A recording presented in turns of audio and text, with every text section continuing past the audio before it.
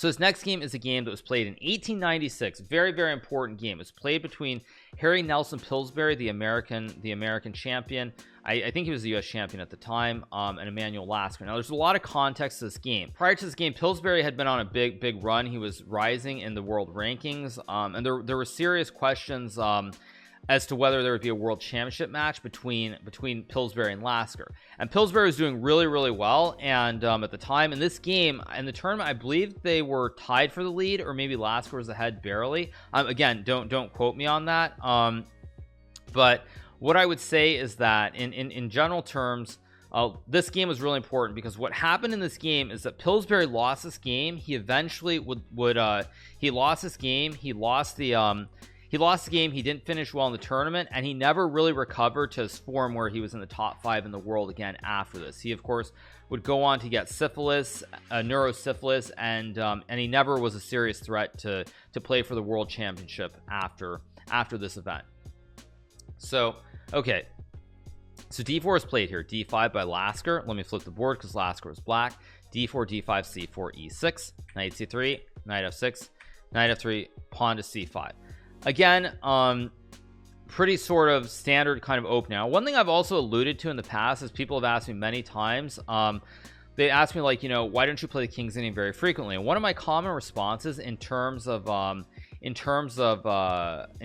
opening stuff that I've said is that the King's Indian, it's a good opening. You can play the King's Indian, but it's not fundamentally sound. So when we talk about openings or variations within the Queen's Gambit, they're very sound. These are openings that have been played for many years, well over 100 years, and so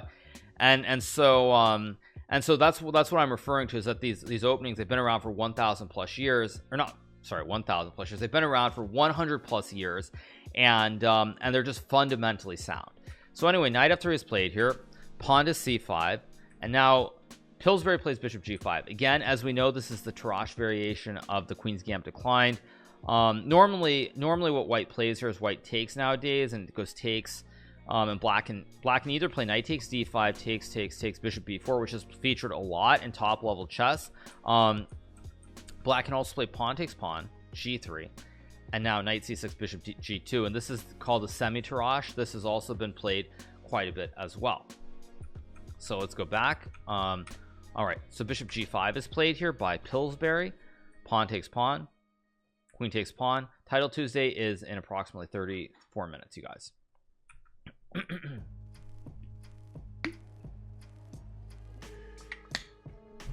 All right, so c takes d4 is played. Pillsbury plays queen takes d4, knight to c6, queen to h4 is played here by Pillsbury. Bishop to e7 is played by Lasker in this position. Black develops the pieces, develops the bishop, tries to castle the king here, and basically play normal chess. Now here Pillsbury goes castles to queen side, which is apparently a very bad move. Again, it's a move that makes a lot of sense. White wants to castle to queen side, threatens to open up the center here, and play like e3 or e4 and really put pressure on this open d file. So queen to a5 is played here. Pillsbury plays e3. Bishop to d7 is played by Lasker. King to b1 played by Pillsbury. Again, a logical move, gets the king out of the way, so king is out of threats on the c file. Secondarily, there might be threats towards a2, so white guards the pawn. So now here Lasker plays h6. Pillsbury takes. Lasker takes. Pillsbury goes knight to d4. Again, white really does not want to do anything with the bishop. Technically, it's not under attack because you would capture the rook on h8 if black takes. At the same time, when black castles the king, then the bishop will be under attack because there will not be a free rook here. So white has to be very careful. And then in terms of let's say you do take, it's really bad because after bishop f6, you'll notice that now your queen is under attack and you're going to be losing material like queen f4. Bishop takes c3, pawn takes c3. And now there are a couple ways black can play this. One simple way would be bishop e6 to guard the pawn, because if you capture here, white can take the pawn at d5.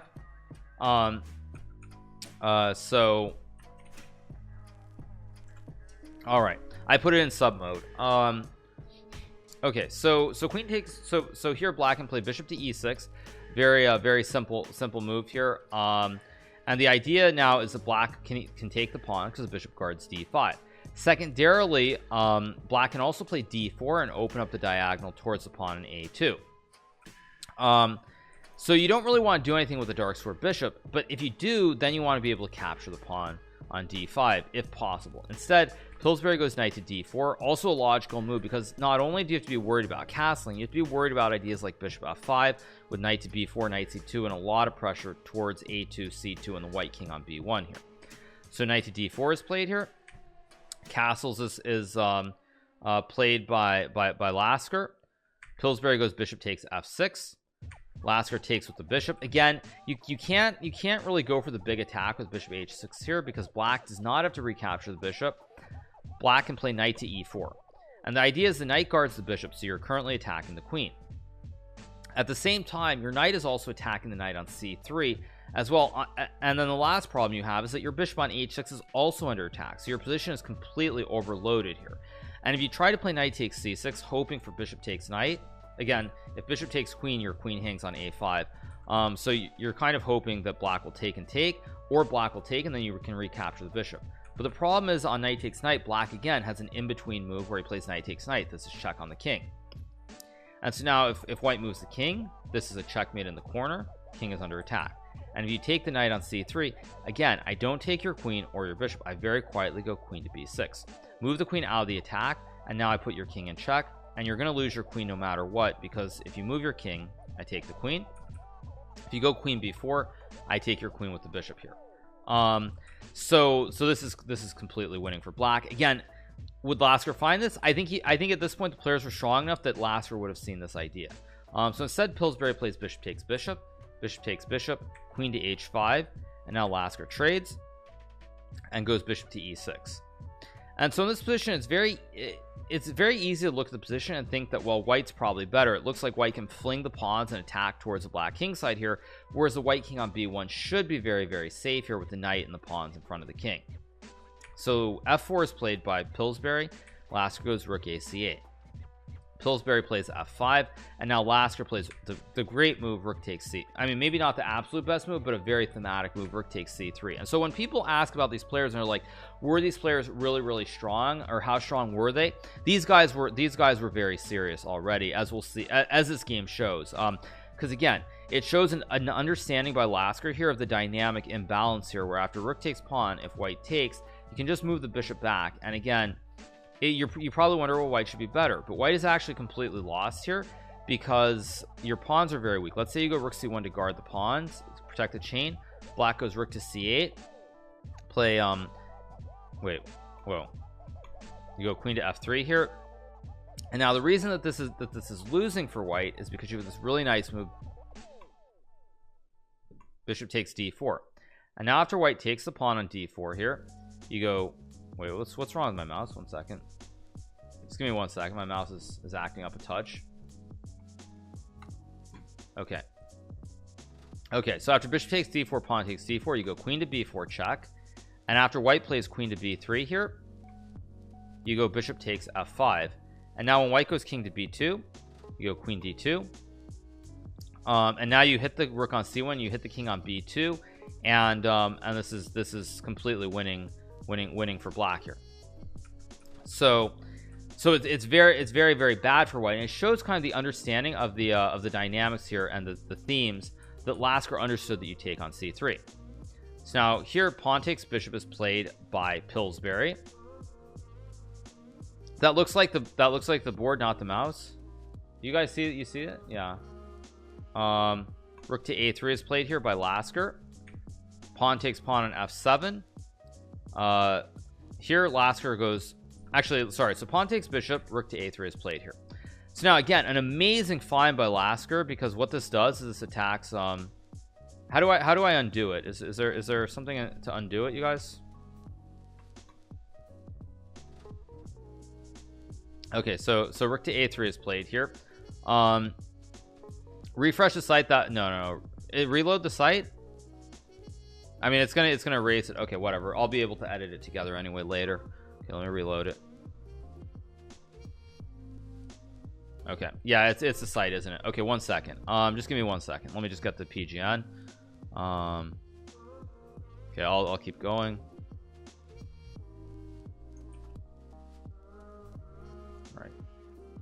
Wait, I'm gonna reload it. A second. Okay, I think we're back. Okay, so anyway, the point here, as I was saying, is that after yeah, it's the site. Yeah, it's the site. Okay, no, it's the site, clearly. So after rook takes c3, as we just highlighted, pawn takes rook, bishop d7, rook to c1, rook c8. If queen f3, bishop d4, black is completely winning, basically.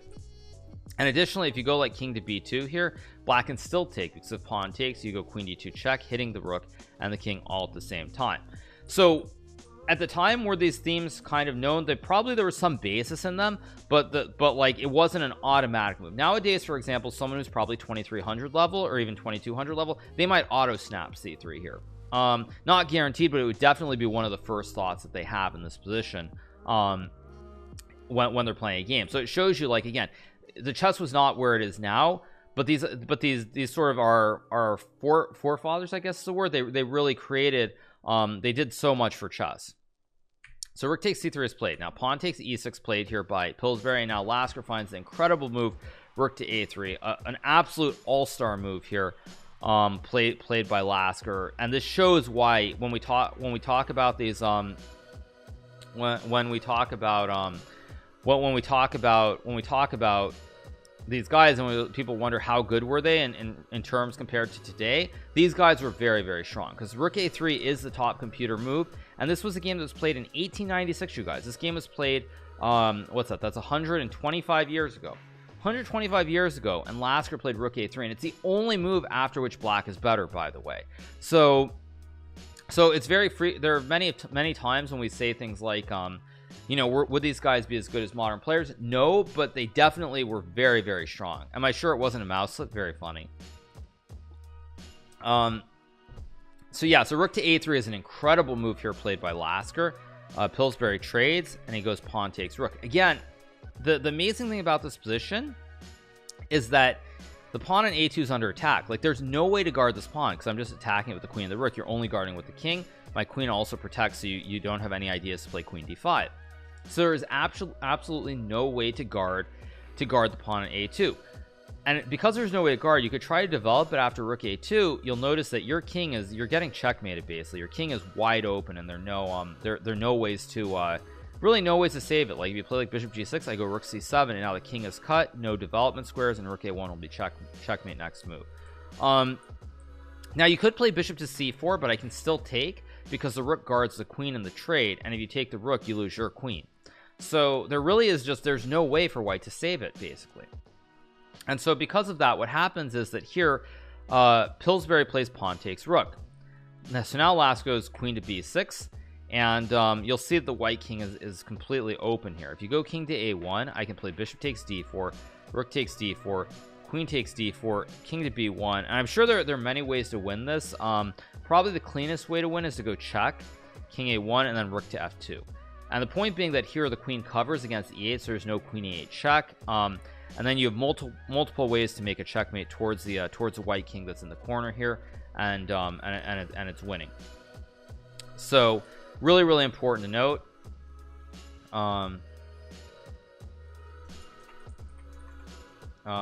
Yeah. So okay. So anyway, king a1 is not the move that's played. So here, bishop to b5 is played by Pillsbury. And the point being that after queen b5, king a1, there no longer is a threat of bishop d4, because the rook guards the pawn.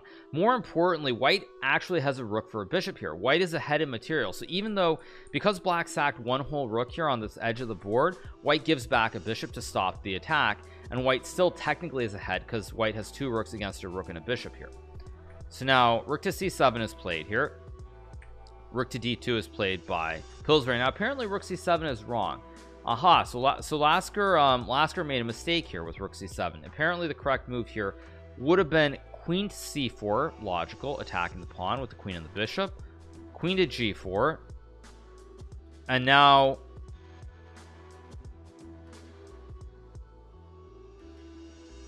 you cannot be serious. And now the best move here is bishop to e5, which is, again, not a human move. I think the idea behind bishop e5, as I understand it, is that now you free the rook to go in for for checkmates, basically, because in this position the bishop is in the way of the rook. You would love to magically put the rook down on f2.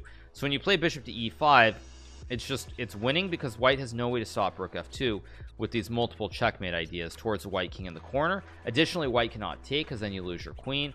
White also cannot check because the queen covers, and so this is, again, this is a right triangle, of course, but this is just winning because white has no way to prevent these threats. Yeah, this is, again, this is kind of insane. So why not bishop g5? Okay, without looking at the engine, let me think for a second. So why not bishop g5? Bishop g5, you know why bishop g5 is wrong, you guys? Because if you go bishop g5, white can go queen g3, and when you look at this position, what happens is white protects, and there's no rook f2, and the white king can cover and support everything with queen b3.